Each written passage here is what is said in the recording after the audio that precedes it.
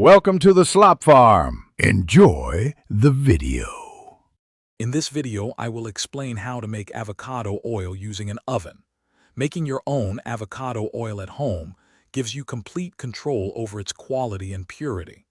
This process helps retain more beneficial nutrients, such as antioxidants and vitamin E, compared to some store-bought options.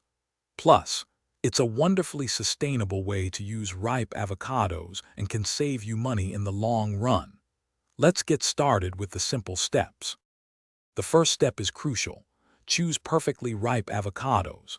Look for ones with dark green to brown skin that yield slightly to gentle pressure.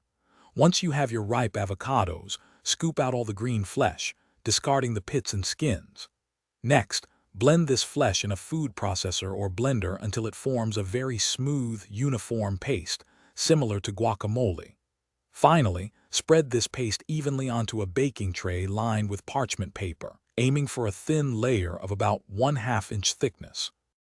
Now it's time for the oven. Preheat your oven to its absolute lowest setting, typically between 120 and 155 degrees Fahrenheit. Place your tray of avocado paste inside and let it bake for several hours. The goal is to slowly dehydrate the paste until it becomes dry and slightly browned, not burnt. Remember to check and stir the paste every hour or so to ensure even drying and prevent any scorching. Once your avocado paste is thoroughly dried and slightly crumbly, it's time to extract the precious oil. Carefully transfer the dried paste into a cheesecloth or a fine mesh bag.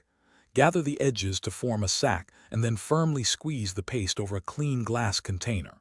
You'll see the rich, green oil begin to drip out. Continue squeezing until no more oil can be extracted.